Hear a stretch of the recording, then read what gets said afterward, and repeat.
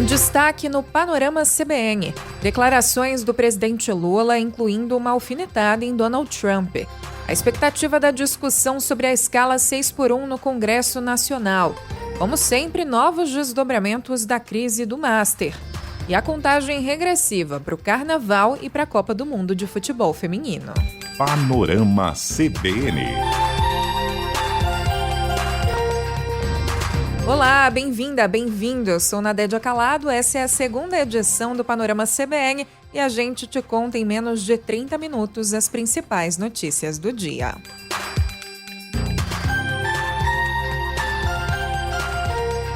O presidente Lula afirmou que os Estados Unidos não provocariam o Brasil se conhecessem a postura firme que, segundo ele, é adotada diante de pressões externas. A declaração aconteceu na tarde desta segunda-feira, durante um evento no Instituto Butantan, em São Paulo. O discurso do presidente foi marcado pela defesa da soberania nacional e do multilateralismo. Lula disse que o Brasil não quer ser menor do que os Estados Unidos ou do que a China e que as parcerias internacionais devem ser guiadas pelo que for melhor para o país. Ele citou também o presidente americano Donald Trump ao afirmar que não busca confronto, mas também não aceita relações baseadas em imposição ou supremacia. Lula disse ainda que a cotação do dólar reage ao humor do presidente dos Estados Unidos e não à seriedade da economia do Brasil. Se o Trump conhecesse, sabe, o que é a sanguinidade de Lampião num presidente, ele não ficaria provocando a gente. Ele não ficaria provocando a gente. Porque ele sabe que a briga do Brasil com ele, não adianta ficar falando na televisão. Eu tenho o maior navio de guerra, eu tenho, sabe, o maior submarino do mundo, eu tenho um navio que é 100 vezes mais importante que da sua. Eu não quero briga com ele, eu sou doido. Vai que eu brigue e eu ganho, o que eu vou fazer? É que eu brigo, o que eu vou fazer? O governador de São Paulo, Tarcísio de Freitas, não participou da agenda. Foi representado pelo secretário estadual da Saúde, Eleusis Paiva, que cumprimentou o presidente em nome do estado e não explicou a ausência do governador. O presidente da Câmara, Hugo Motta, afirmou que encaminhou à Comissão de Constituição e Justiça a PEC, que propõe a redução da jornada de trabalho no modelo 6x1. A proposta da deputada Érica Hilton, do PSOL, foi apensada ao texto do deputado Reginaldo Lopes, do PT, que já tramitava na CCJ. Segundo Hugo Motta, após a análise na CCJ, vai ser criada uma comissão especial para ampliar o debate sobre a PEC. Ele afirmou que a Câmara vai ouvir todos os setores com equilíbrio e responsabilidade para construir o melhor da lei para os brasileiros. O presidente da casa acrescentou que o mundo avançou, especialmente na área tecnológica, e que o Brasil não pode ficar para trás. O rito previsto é a análise da PEC, que extingue a escala 6x1 pela CCJ, seguida da criação da comissão especial e só na etapa final a votação em plenário. Para o deputado Túlio Gadelha, líder da Rede Sustentabilidade, o importante é avançar com a pauta ainda nesse semestre. Os outros líderes estão entendendo isso agora, né? No começo do ano passado, por exemplo, a gente via muita resistência por parte de alguns líderes do centro e da direita, né, com relação a um projeto como esse. Hoje já não existe falas contrárias, né? Esse movimento foi se fortalecendo, isso é uma compreensão até do presidente Hugo Motta, e eu acredito que com a PEC, por mais que demore um pouco mais, a tramitação dela na CCJ e também numa comissão especial, a pressão popular vai fazer com que ela ande com certa celeridade, e é isso que eu espero. Com a repercussão na população, até a direita adotou essa bandeira, mas existe uma proposta de, em vez de mudar a escala em dias, fazer uma redução por horas, das 44 horas semanais máximas para 40. O deputado Joaquim Passarinho, do PL, que é da bancada do setor empresarial, defende esse modelo. Quando você trabalha em escala, tem muita gente que já faz escala mais baixas. Tem muita gente que já aplica isso. Então, por exemplo, na educação não teria problema. Na saúde, o pessoal já faz isso mais ou menos com escala. Mas faz em escala, não faz em dias. Quando mete dias que é o problema. Porque não teria como fechar. E se eu não teria como fechar, eu vou ter que botar gente para trabalhar esses dias. E aí, se eu não posso pagar menos do que os outros, como é que eu faço? A agenda política do Congresso Nacional nessa semana vai ser abreviada por causa do início das festividades do Carnaval, já que muitos parlamentares vão para suas cidades. Então, as pautas mais importantes, incluindo essa, ficam para depois disso. O preço da cesta básica subiu em 24 das 27 capitais brasileiras entre dezembro e janeiro. Só São Luís, Teresina e Natal registraram queda no período. A cesta mais cara, vendida por R$ 854,37, foi encontrada em São Paulo. O menor valor, de R$ 552,65, foi em Aracaju. O levantamento é feito pela Conab, a Companhia Nacional de Abastecimento, e pelo DIEESE, o Departamento Intersindical de Estatística e Estudos Socioeconômicos. A Bolsa de Valores de São Paulo fechou o dia em alta de 0,48% aos 182.869 pontos. O dólar comercial fechou em baixa de 0,64%, cotado a R$ 5,22. O euro fechou em 6,17, queda de 0,04%.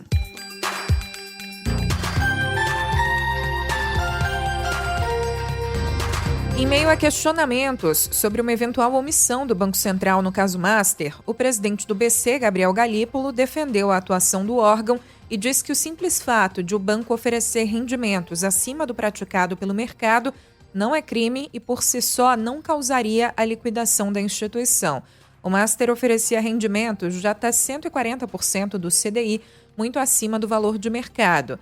Ao explicar o funcionamento de um banco, Galípolo disse que o importante é garantir o equilíbrio entre o que ele paga aos investidores e o que recebe de quem toma crédito.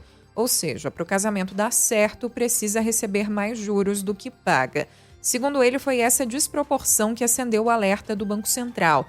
Em um evento da Associação Brasileira dos Bancos, Galípolo fez uma cronologia dos fatos, exaltou o papel dos diretores do órgão que atuaram no caso Master e disse que a decisão da liquidação não pode ser tomada de imediato, mas que ao longo do processo o BC foi diligente e responsável. Em janeiro, também o diretor de fiscalização começa a levantar dúvidas sobre algumas negociações de carteira. O que soou estranho para o diretor de fiscalização era a formação de novas carteiras. Se você está com dificuldade de liquidez, como é que você está formando uma nova carteira? Em fevereiro, constitui um grupo específico para fazer uma diligência e analisar essas carteiras. Em março, esse grupo apresenta uma primeira versão para o diretor de fiscalização, onde não encontra evidências que corroborem a existência da carteira. O Banco Central não faz notícia de crime, não determina que aconteceu um crime. Isso é a função da polícia e da justiça e do Ministério Público.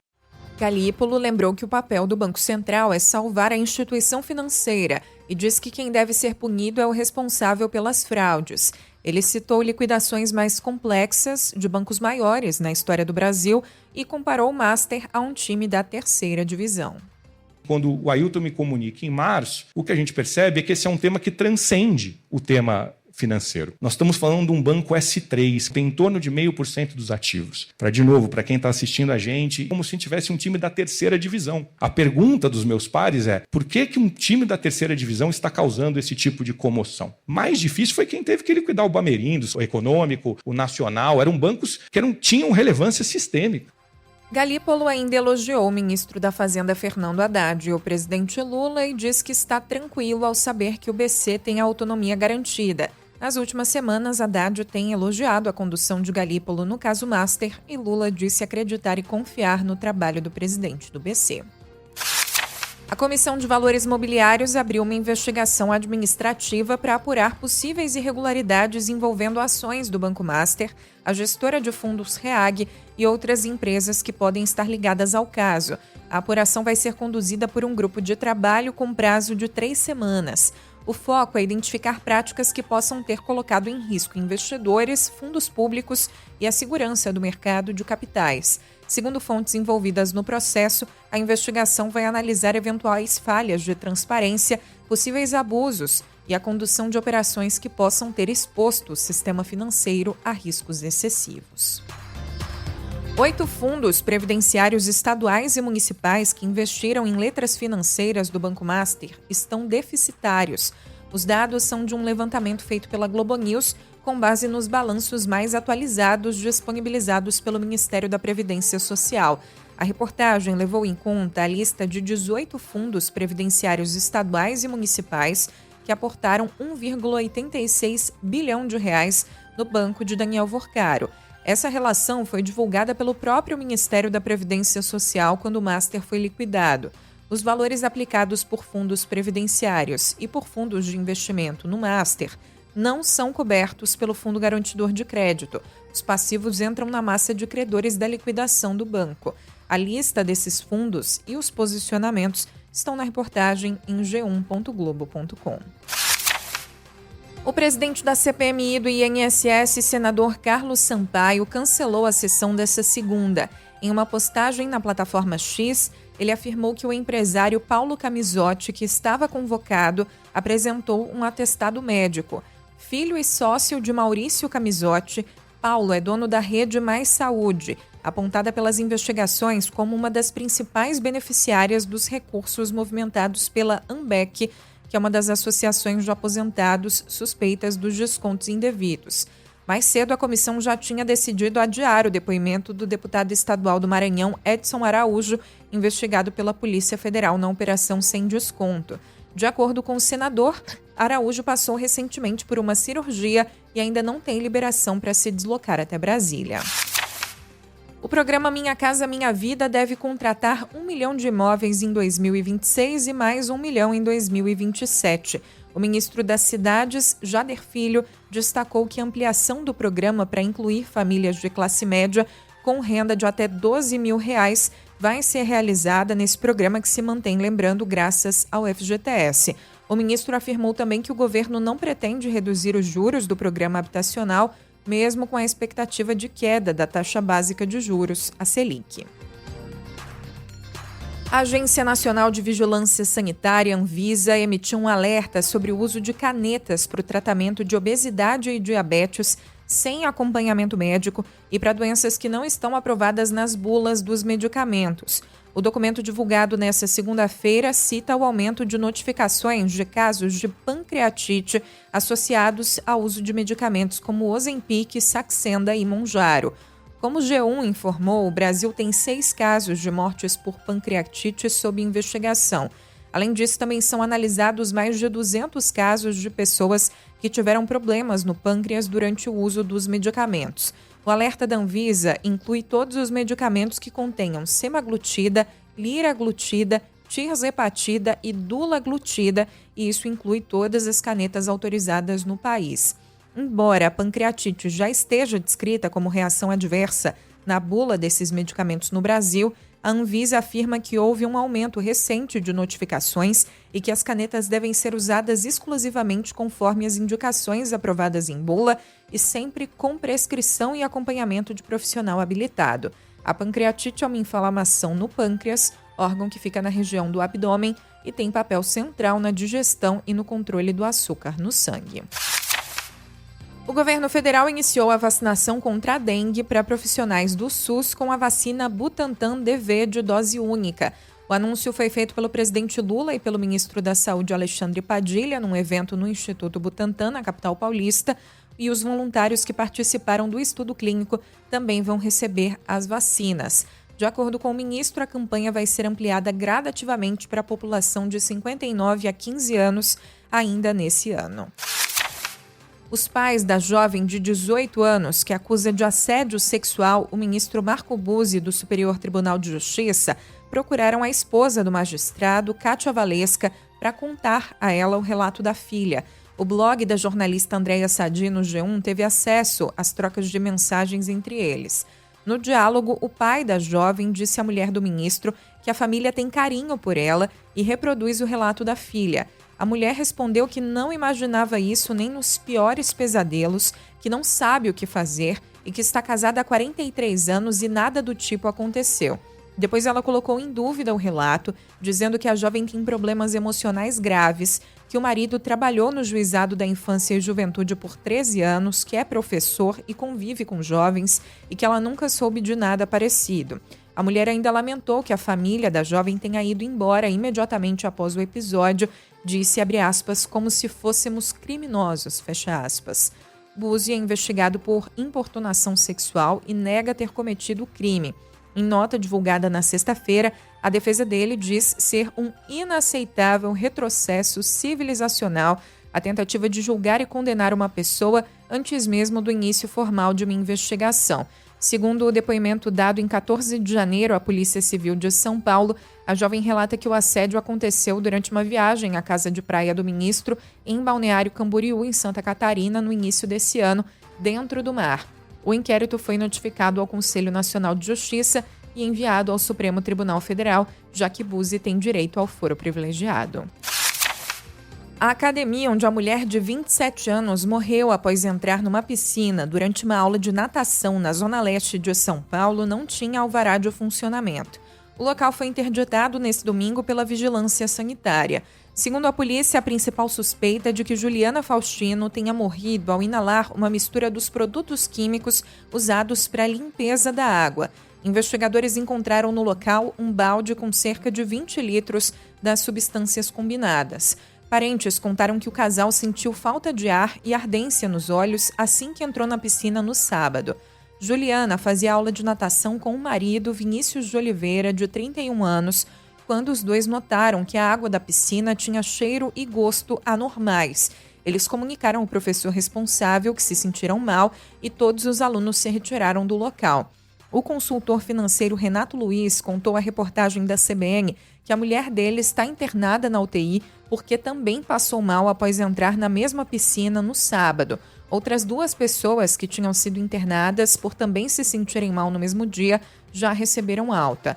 Em entrevista à TV Globo, o delegado assistente do Departamento de Polícia de número 42 aqui de São Paulo, Rodrigo Rezende, disse que as autoridades não descartam que haja mais vítimas. A nossa suspeita inicial é de que houve uma mistura de produtos químicos que acabou causando essa reação química que provocou a dispersão de gases no ambiente que intoxicou essas pessoas. Esse gás tóxico provocou asfixia nas pessoas que ali estavam, houve a queima das vias aéreas. A Polícia Civil informou que quem manuseava os equipamentos e fazia a limpeza da piscina era um manobrista da unidade. Ele ainda não foi localizado. Para acessar a academia, o Corpo de Bombeiros utilizou cilindros de oxigênio e máscaras específicas, inclusive porque o espaço onde fica a piscina tem poucas saídas de ar. Em nota, a direção da academia C4 Gym disse que lamenta profundamente o ocorrido em sua unidade e afirmou que prestou imediato atendimento a todos os envolvidos. O piloto da Latam, Sérgio Antônio Lopes, de 60 anos, foi preso após ser apontado como líder de uma rede de exploração sexual de crianças e adolescentes desarticulada pela Polícia Civil na Operação Apertem os Cintos. Ele foi detido dentro de uma aeronave no aeroporto de Congonhas, em São Paulo. Outras 2 mulheres também foram presas. Uma delas, a avó de 3 vítimas, é acusada de vender as próprias netas ao investigado. A outra é mãe de uma adolescente presa em flagrante por armazenar e compartilhar material de abuso, além de, segundo a polícia, ter ciência e permitir os crimes. A investigação começou em outubro do ano passado e indica que os abusos vinham sendo praticados há pelo menos 8 anos. Até o momento, a Polícia Civil já identificou cerca de 10 vítimas com idades entre 8 e 14 anos, mas trabalha com a possibilidade de que dezenas de crianças e adolescentes tenham sido exploradas, inclusive fora do estado de São Paulo. De acordo com a diretora do DHPP de São Paulo, delegada Ivalda Aleixo, o esquema funcionava a partir do pagamento direto a familiares das vítimas. Ele abordava as mães, os responsáveis, avós, aí ele vai convencendo, e até para se relacionar com outra mulher, apesar de casado, ele dizia, olha, tudo bem, mas eu gosto de criança. Sempre que ele recebia alguma imagem, ele mandava piques de R$50, 30, R$100. Em alguns casos ele comprava medicamento para a família. Tem um caso lá de pagar um aluguel e até de comprar uma televisão. Segundo a polícia, o piloto mantinha contato direto com as vítimas, cometia os abusos pessoalmente e registrava o material que pode ter sido compartilhado com outras pessoas. O conteúdo encontrado nos celulares apreendidos foi classificado pelos investigadores como estarrecedor. 8 mandados de busca e apreensão foram cumpridos, computadores, celulares e documentos foram recolhidos e são analisados. A AENA, que administra o aeroporto de Congonhas, diz que a prisão não impactou a operação do aeroporto e a Latam disse em nota que abriu uma apuração interna e que está à disposição das autoridades para colaborar com as investigações. A cúmplice do bilionário Jeffrey Epstein se recusou a depor no Congresso dos Estados Unidos. Durante a sessão realizada nesta segunda, Ghislaine Maxwell diz que tem direito de não produzir provas contra si mesma. Maxwell cumpre pena de 20 anos de prisão por aliciar jovens, muitas das quais menores de idade, no esquema de exploração sexual e pedofilia comandado por Epstein, com quem namorou nos anos 1980. O depoimento dela foi marcado logo após o Departamento de Justiça dos Estados Unidos divulgar milhões de documentos internos relacionados a Epstein. O chefe de comunicações do primeiro-ministro do Reino Unido, Keir Starmer, renunciou ao cargo. É a segunda grande baixa do governo desde que surgiram informações de que Starmer nomeou o ex-embaixador Peter Mandelson, mesmo sabendo da conexão dele com o criminoso Jeffrey Epstein. Tim Allen afirmou em comunicado que decidiu renunciar para permitir que uma nova equipe fosse formada. Ele assumiu o cargo apenas em setembro do ano passado e estava há cerca de 5 meses. Os Estados Unidos anunciaram a interceptação de mais um navio petroleiro no Mar do Caribe. A embarcação tentou fugir dos agentes americanos, mas foi apreendida depois de uma perseguição. Segundo o Departamento de Guerra, ninguém ficou ferido na ação. Um vídeo publicado pelo órgão mostra os militares acessando a embarcação com a ajuda de um helicóptero. O navio teria violado uma quarentena estabelecida pelo presidente dos Estados Unidos, Donald Trump, para embarcações sancionadas no Caribe. O ministro das Relações Exteriores da Rússia, Sergei Lavrov, acusou o governo dos Estados Unidos de não cumprir os compromissos de cooperação com Moscou na cúpula do Alasca, realizada em agosto passado. Segundo ele, isso não ocorreu porque a Casa Branca quer manter a hegemonia econômica. Lavrov afirmou que o presidente russo Vladimir Putin aceitou as propostas de Washington para resolver o conflito na Ucrânia e abrir caminho para uma cooperação abrangente, ampla e mutuamente benéfica entre a Rússia e os Estados Unidos. CBN Carnaval 2026. O governo do Rio de Janeiro anunciou que 26 mil agentes vão atuar em todo o estado durante o carnaval, entre policiais militares e civis, bombeiros e agentes do programa Segurança Presente. O planejamento inclui a coordenação integrada das forças de segurança e vão ser usados recursos tecnológicos como câmeras de monitoramento com reconhecimento facial e leitura de placas e drones. Nos últimos dias, relatos de insegurança e imagens de roubos, principalmente em blocos menores, circularam pelas redes sociais. Apesar disso, o secretário da Polícia Militar, Coronel Marcelo de Menezes, negou a ocorrência de arrastões. Primeiro, eu refuto a questão do arrastão. Tecnicamente, arrastão são diversos delitos cometidos por um mesmo grupo criminoso. Muitas das vezes existem ocorrências e incidência criminal isolada em que ocorre, obviamente, um impacto naquelas pessoas que estão ali, dado ao cenário de grande concentração que a gente percebe e que, obviamente, a imprensa, de maneira errônea, divulga como arrastão. Esses pequenos blocos, todos os blocos, eles têm a presença da Polícia Militar de maneira ostensiva. Nós também estamos trabalhando com a área de inteligência, com elementos infiltrados nos blocos, a paisana para intervir. O governador Cláudio Castro afirmou que há uma curva de aprendizagem na segurança de grandes eventos. Falando nessa questão especial, primeiro, da segurança pública, é uma curva de aprendizado que o Estado do Rio de Janeiro aproveitou muito bem essa curva de aprendizado. Aproveitou bem para criar protocolos rígidos, criar protocolos sérios, perenes, e essas novidades têm sido novidades tecnológicas que nós já agregamos, sobretudo agora no Réveillon, demonstrou-se ser um sucesso, e essas novidades tecnológicas, as câmeras, o CICC móvel e todo o resto da questão operacional está sendo replicada aqui. O governador também admitiu que as dispersões de blocos e dos desfiles da Marquês de Sapucaí têm sido um problema. Sobre isso, o secretário Marcelo de Menezes afirmou que vai ser feito um esquema especial para a saída dos desfiles das escolas de samba, além da dispersão dos blocos, com uso de torres de vigilância, policiamento à motocicleta e a cavalo. Aqui em São Paulo também tivemos problemas no pré-carnaval de rua. 2 megablocos se encontraram na mesma rua e houve uma confusão generalizada. Agora o Ministério Público vai investigar o caso. Tem mais informações na edição da manhã do Panorama e no nosso site.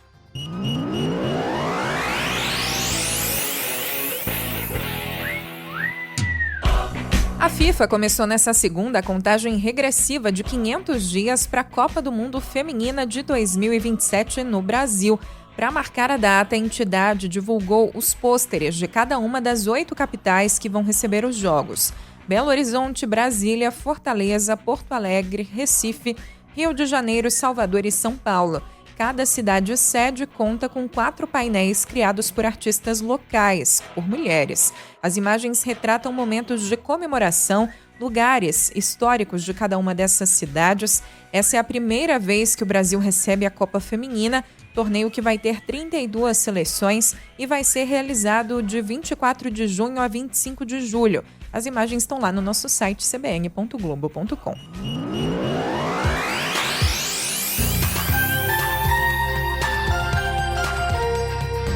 Para fechar, hoje eu quero mandar um alô para o nosso ouvinte João Paulo, que me escreveu falando que adora tudo que tem meia hora como referência. Falou do repórter CBN na programação da CBN, que é o boletim de meia em meia hora. E claro, aqui do Panorama, aqui as principais notícias em menos de meia hora. Se você quiser mandar seu oi pra gente também, tem a caixinha de comentários no episódio lá no Spotify. E meu Instagram é @NADJCalado. Assim a gente encerra essa edição. O roteiro e a produção foram feitos por mim, Nadédia Calado, e a edição e a sonorização foram de Daniel Mesquita. Acompanhe também a edição da manhã do Panorama CBN, às 7 nas plataformas, com a Bianca Santos. Até amanhã!